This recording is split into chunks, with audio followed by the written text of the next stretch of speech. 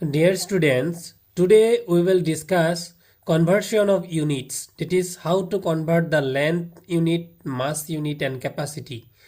আজি আমি ডিসকাস কৰিম এককৰ পৰিৱৰ্তন। আমি একক কিদৰে পৰিৱৰ্তন কৰিব লাগে। ই আমাৰ বাবে এটা জটিল বিষয়, কিন্তু আমি অতি সহজে ইয়াক আমি সহজতে ৰূপান্তৰ কৰিব পাৰো। So, যদি তোমালোকে মোৰ চেনেলটো নতুনকৈ আহিছা, if you have visited my channel newly, then please subscribe my channel, and if you like the video, then please like and share with your friends. So, first of all, we have to know that the three basic units using for the solids, liquids and length or capacity. So, here it is solid. For solid thing, গোটা বস্তুৰ বাবে অৰ্থাৎ for the solid thing we use gram. আমি যিকোনো গোটা বস্তুৰ বাবে আমি গ্ৰাম একক ব্যৱহাৰ কৰো. We use the unit gram for the solid things, such as whenever we visit in the shop and have to buy a kilo of that is potato, then we will ask the shopkeeper to give me 1 kilogram of potatoes. That is we are using gram. যদি আমি দোকানত visit কৰো আৰু যদি আমি কোনো জুলীয়া বস্তু অৰ্থাৎ কিবা লিকুইড বস্তু আমি যদি কিনিবলৈ যাওঁ, তেতিয়া হলে then in that case we will argue that it is the shopkeeper that to give us in liter. And again in case of length, যেটা দূৰত্ব বা দীঘল বস্তুৰ ক্ষেত্ৰত, for example if we visit to the shop and buy some cloth, then we will say that gives me some clothes, amount is in meter. That is the using unit is in meter. আমি যদি দোকানলৈ যাওঁ আৰু কিবা দীঘল বস্তু বা কিবা দীঘল বস্তুৰ জোখ লওঁ বা কাপোৰ কিনো, তেতিয়া হলে আমি খুজু সদায় মিটাৰত, যে আমাক 1 মিটাৰ কাপোৰ দিয়ক বা 2 মিটাৰ কাপোৰ দিয়ক। ৰাস্তা এটাৰ জোখ যদি আমি সদায় দীঘলীয়া ৰাস্তা এটাৰ জোখ সদায় আমি কিলোমিটাৰত ব্যৱহাৰ কৰো। গতিকে so the basic thing is in case of solid গোটা বস্তুৰ ক্ষেত্ৰত গ্ৰাম, in case of liquid জুলীয়া বস্তুৰ ক্ষেত্ৰত আমি লিটাৰ ব্যৱহাৰ কৰিব লাগিব, and in case of length we have to use meter.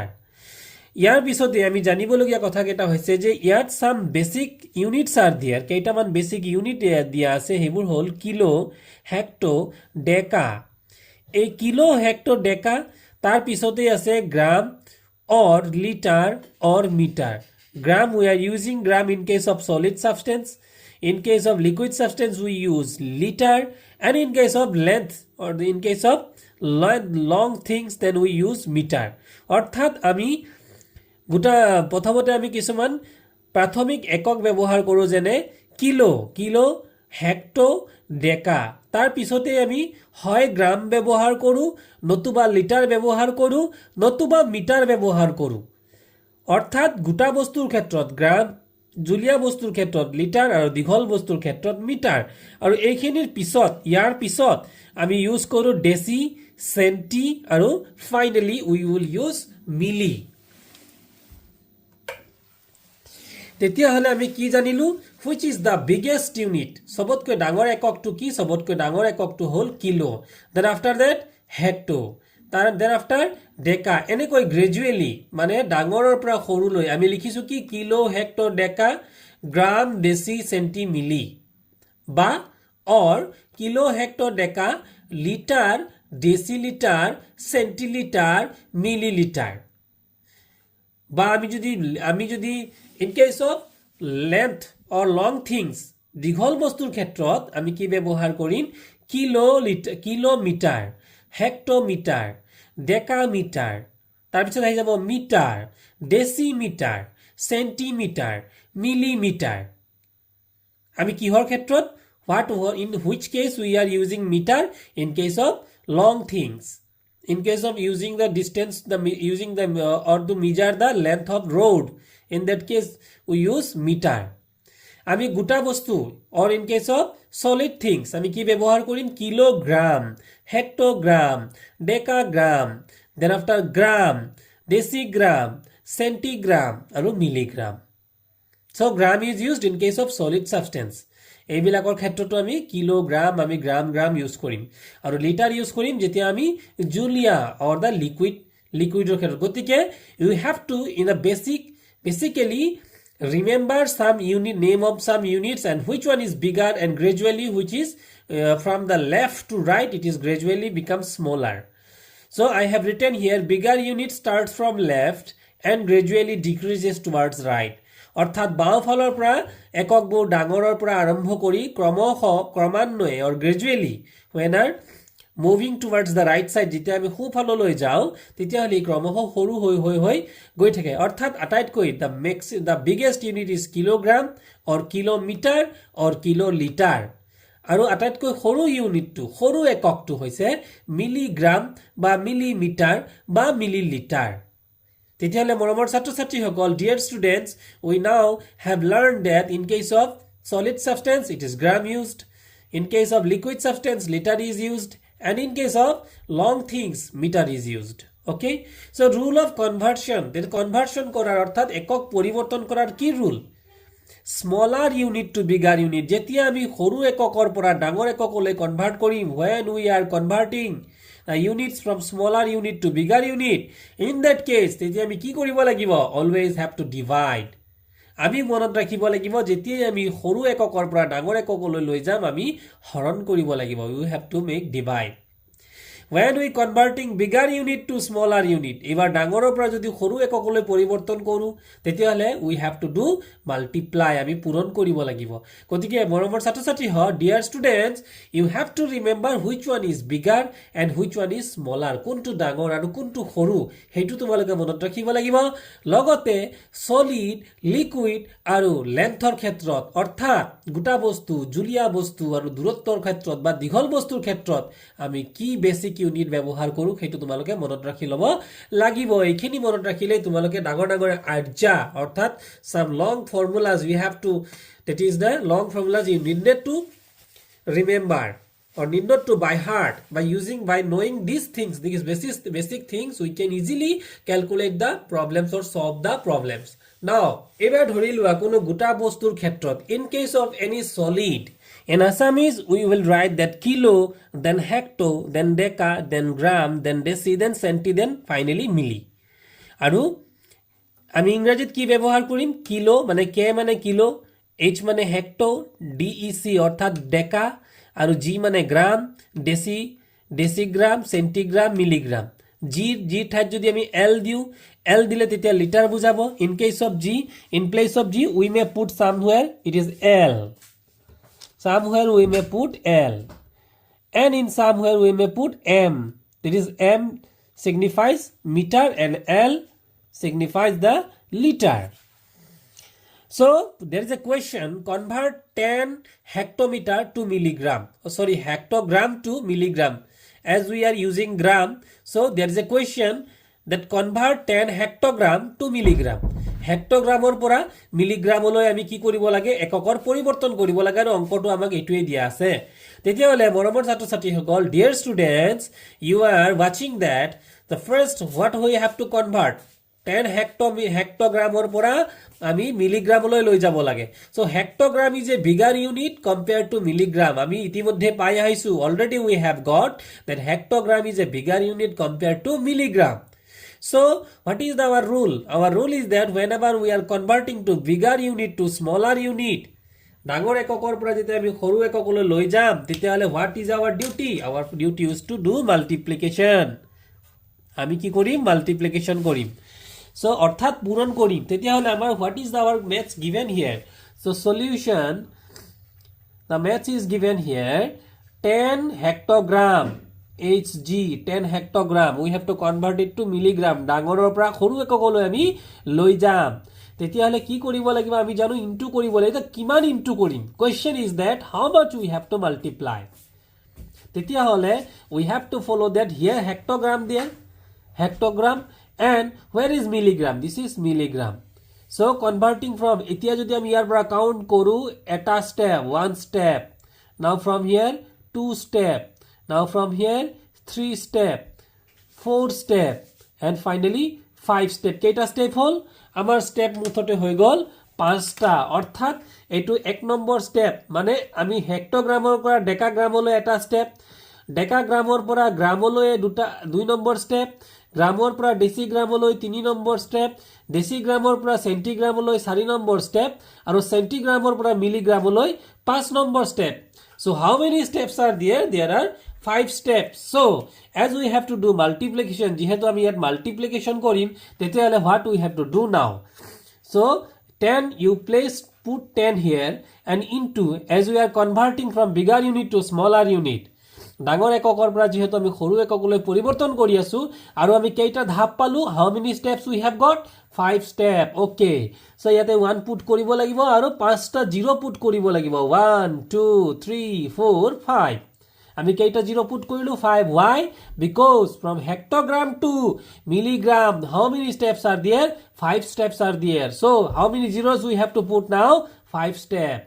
So এতিয়া আমি কি কৰিম? Multiply কৰিম. It's very easy. 1 1 jar 1. Total how many zeros are there? 1 2 3 4 5 6. 1 2 3 4 5 6. Means we have converted to milligram, means mg. It is milligram. So this is the procedure of converting 10 hectogram to milligram. তেতিয়াহলে আমি কি বুজি পালো যে আমি 10 হেক্টোগ্ৰামৰ পৰা যদি মিলিগ্ৰামলৈ নিব লাগে তেতিয়াহলে আমি কি কৰিব লাগিব? পূৰণ। কাৰণ আমি জানো ডাঙৰ এককৰ পৰা সৰু এককলৈ নিবলৈ হলে সদায় পূৰণ কৰিব লাগে। আৰু কেইটা স্টেপ? আমি কিলো, হেক্টৰ, ডেকা, গ্ৰাম, ডেসি, সেন্টি আৰু মিলি এই এককবোৰ, এই ইউনিটবোৰ আমি মনত ৰাখিব লাগিব। আৰু এইখিনি মনত ৰাখি ললেই আমি তেতিয়াহলে কাউন্ট কৰিব লাগিব যে কিমানটা স্টেপ হল, how many steps are there. এতিয়া আমি ইয়াৰ পিছৰ অংকটোলৈ যাম for our clear concept. So question is 60 centigram to hectogram. Centigram পৰা আমি কি হলৈ নিব লাগে? হেক্টোগ্ৰামলৈ নিব লাগে। বৰাবৰ ছাত্ৰ ছাত্ৰী সকল, ইয়াত আছে centigram. Dear students, centigram is there and hectogram we have to convert up to here. So now in this case, centigram to hectogram. Centigram to hectogram means centigram is a smaller unit and hectogram is a bigger unit as we are moving from right to left. সোঁফালৰ পৰা বাওঁফাললৈ যেতিয়া আমি move কৰো তেতিয়াহলে আমি সৰু এককৰ পৰা ডাঙৰ এককলৈ গুচি যাওঁ। তেতিয়াহলে কেইটা স্টেপ আছে মুঠতে ইয়াত আমি চাব লাগিব। গতিকে সেন্টিৰ পৰা ডেসি এটা স্টেপ, ডেসিৰ পৰা গ্ৰাম আৰু এটা স্টেপ, গ্ৰামৰ পৰা ডেকা আৰু এটা স্টেপ, আৰু ডেকাৰ পৰা হেক্টো। কেইটা স্টেপ হৈ গল? মুঠতে স্টেপ হৈ গল 1 step, 2 step, 3 step, 4 step. তেতিয়াহলে how many steps are there? There are 4 steps. So what is our question? Our question is 60 centigram, cg means centigram. This is our question and we have to convert it to centigram to hectogram. তেতিয়াহলে now centigram is a smaller unit and hectogram is a bigger unit. So we know very well that whenever we are converting smaller unit to bigger unit, then we have to do divide. So how you can divide now? Our question is 60 centigram. Now we have to divide by, how many steps are there? 1 2 3 4. Therefore we have to put a 1, then 1 2 3 4 0 we have to put. So 0 and 0 we have cut it. So etia now what is available there? So in below, that is in the numerator position, there is 3 zeros, 1 2 3, and in the denominator there is only 6, that is only 1 digit. Then how many zeros are there in the numerator?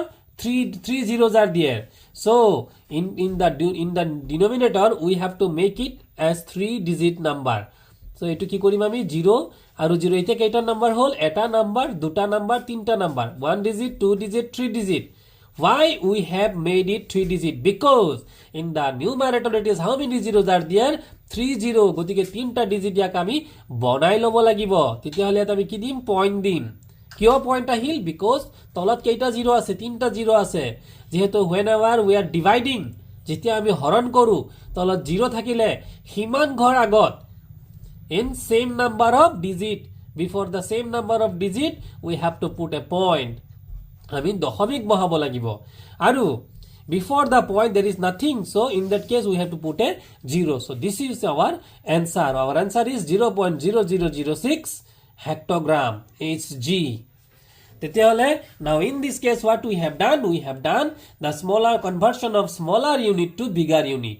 সৰু এককৰ পৰা ডাঙৰ এককলৈ আমি convert কৰিছো।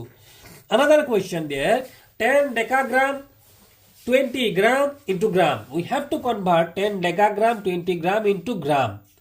So we know the serial units: kilo, hecto, deca, gram, decigram, centigram, milligram. Okay, so now we have to convert from decagram to gram. So decagram is a bigger unit and gram is a smaller unit. But decagram to gram, how many steps are there? Only one step.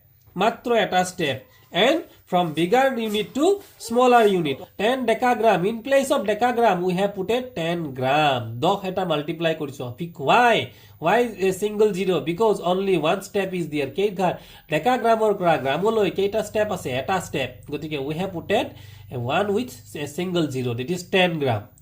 Plus this 20 gram. Eto ami plus korim. So now on multiplying this way, duta ami ki korim? Puron korim. 10 10 jar 100 gram. 10 gune 100 gram. Aru 20 gram. 100 aru 20 gram jodi ami jog kori diu, plus kori diu, then we will got 120 gram. So this is the conversion of decagram. 10 decagram 20 gram into gram.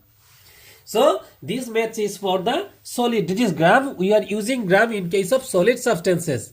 But in case of now liquid, what we will do? তেতিয়া হলে লিকুইডৰ ক্ষেত্ৰটো in case of liquid the same number of series of unit is there. What is the series of unit? The series of unit is kilo, hecto, that is kiloliter, hectoliter, decaliter, liter, deciliter, centiliter and milliliter. How many numbers of units are there? There are 7 units. 1, 2, 3, 4, 5, 6, 7. So there are 7 units that the names of the unit we have to remember. So there is a question, convert 25 kiloliter and 50 centiliter into centiliter. So our question is 25 kiloliter, 50 centiliter into centiliter. So we know that centiliter is a smaller unit and kiloliter is a bigger unit. So we are converting bigger to smaller unit. Ami kiloliterer পৰা সেন্টিলিটাৰলৈ নিব লাগে, অৰ্থাৎ ডাঙৰ এককৰ পৰা সৰু এককলৈ আমি লৈ যাব লাগে। আৰু আমি জানো যে ডাঙৰ এককৰ পৰা সৰু এককলৈ নিলে কি কৰিব লাগে? আমি ইনটু কৰিব লাগে।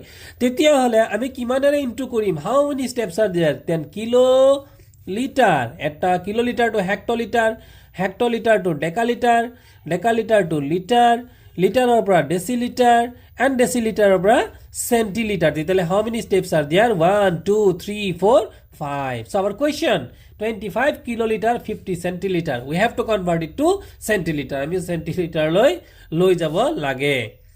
So তেতিয়া হলে আমি কি কৰিম? 25 or ঠাই 25 এ বহাম। আমি we will put in place of 25 same, we will remain same, keep it same. So in place of kiloliter we will put so 1 and 0. How many zeros are there? 1 2 3 4 5.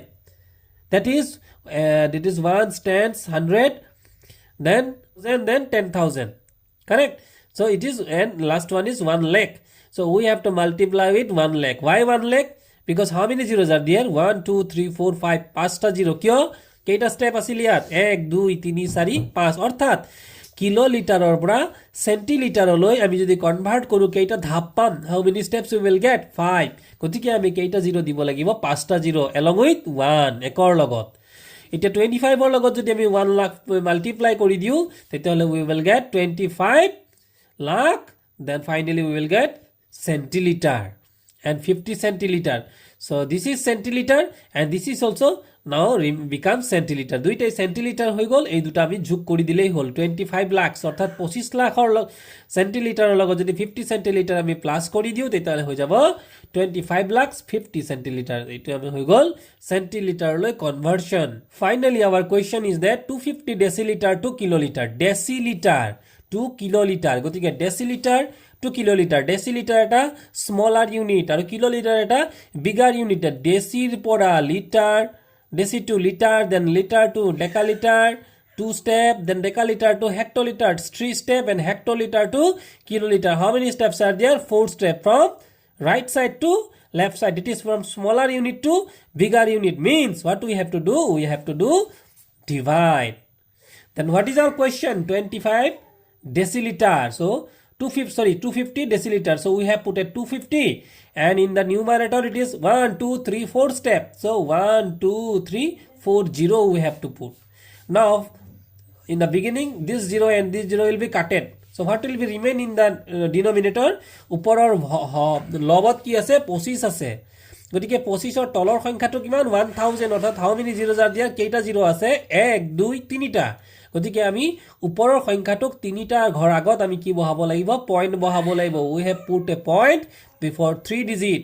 why because 3 zeros are there in the numerator যেহেতু তলত 3টা 0 আছে গতিকে 2 and 5 already there 2 আৰু 5 আগৰ পৰাই আছিল আমি we have make put a 0 আমি 3টা ডিজিট কৰিব কাৰণে এটা 0 ইয়াত পুট কৰি ললো পুট কৰি পেলাই তাৰ আগত আমি পইণ্ট বহুৱালো আৰু our answer will become 0.025 kiloliter আমি smaller unit to bigger unit le convert কৰিলো so dear students I hope you have understand very well so this is the very easy technique or methods that I have as much as possible I have explained it very simply মই যিমান পাৰো সহজ ভাবে বুজাবলৈ মই চেষ্টা কৰিছো গতিকে মৰমৰ ছাত্ৰ ছাত্ৰী সকল যদি তোমালোকৰ ভিডিওটো ভাল লাগিছে তেতিয়া হলে তোমালোকে ভিডিওটো লাইক কৰি দিবা and if you visited this channel newly then please subscribe the channel okay thank you